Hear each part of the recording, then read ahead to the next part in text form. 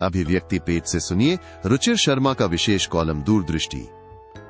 America के मामले में आज दुनिया भर के निवेशकों का रवैया ये है कि दिन भर आलोचना करो, रात भर खरीदारी करो। हाल ही में एशिया, यूरोप और मध्य पूर्व की यात्रा के दौरान मुझे महसूस हुआ कि ट्रंप के नेतृत्व वाले अमेरिका को लेकर कितनी शिकायतें हैं। चाहे टैरिफ का मुद्दा हो, ग्रीनलैंड की बात हो या पुरानी विश्व व्यवस्था के प्रति उदासीनता की, दुनिया भर में अमेरिका के प्रति नकारात्मक धारणा बढ़ रही है। लेकिन जब मैं न्यूयॉर्क लौटा और आंकड़ों पर नजर डाली तो तस्वीर बिल्कुल अलग दिखी। भले ही अमेरिका के प्रति राय नकारात्मक होती जा रही हो, पैसा पहले से कहीं अधिक मात्रा में अमेरिका की ओर बह रहा है। पिछले वर्ष विदेशियों ने अमेरिकी फाइनेंशियल एसेट्स में $1.6 ट्रिलियन का निवेश किया, जिसमें करीब $700 अरब तो केवल शेयर बाजार में लगाए गए। ये दोनों ही रिकॉर्ड आंकड़े हैं और बीते वर्षों की तुलना में काफी अधिक हैं। अमेरिकी कॉरपोरेट बॉन्ड के मामले में भी यही रुझान दिखा, जहां विदेशी खरीदारी में उल्लेखनीय बढ़ोतरी हुई। तो सवाल यह है कि जिस देश के प्रति सार्वजनिक रूप से नाराजगी बढ़ती जताई जा रही है, उसमें इतनी मात्रा में निवेश क्यों हो रहा है? इसका एक कारण इनर्शिया है। 2008 के वैश्विक वित्तीय संकट के बाद से अभी तक अमेरिका का प्रदर्शन दुनिया के अधिकांश देशों से बेहतर रहा है। निवेशक बीते प्रदर्शन का पीछा करते हैं। उन्होंने मान लिया है कि विशाल आकार और लिक्विडिटी के कारण फिलहाल तो अमेरिकी बाजारों में निवेश का कोई विकल्प नहीं है। दुनिया अब भी टेक्नोलॉजी के क्षेत्र में अमेरिका की बढ़त से प्रभावित है।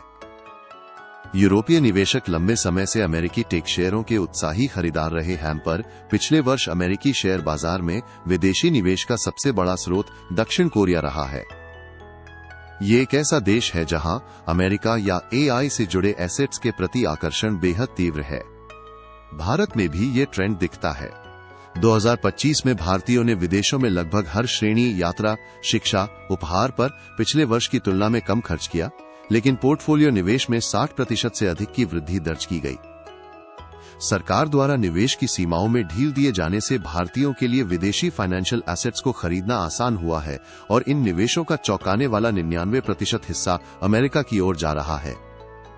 इसका भी एक बड़ा हिस्सा अमेरिकी एक्सचेंज ट्रेडेड फंड्स ETF में जाता है, लेकिन सबसे बड़ा हिस्सा सीधे अमेरिकी कंपनियों के शेयरों में निवेश होता है, विशेषकर उन बड़ी टेक कंपनियों में जो AI क्रांति के केंद्र में है। बाजार के रुझान स्थायी नहीं होते और दिन भर आलोचना, रात भर खरीदारी की आदत भी इससे अलग नहीं।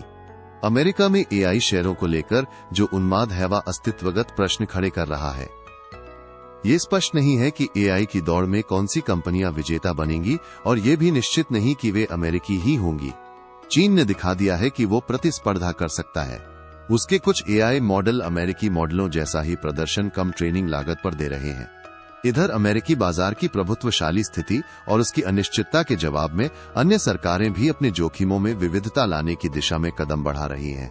वे ट्रेड डील कर रही हैं, विनियमन में ढील दे रही हैं और रक्षा तथा स्थानीय प्रौद्योगिकी में निवेश बढ़ा रही हैं।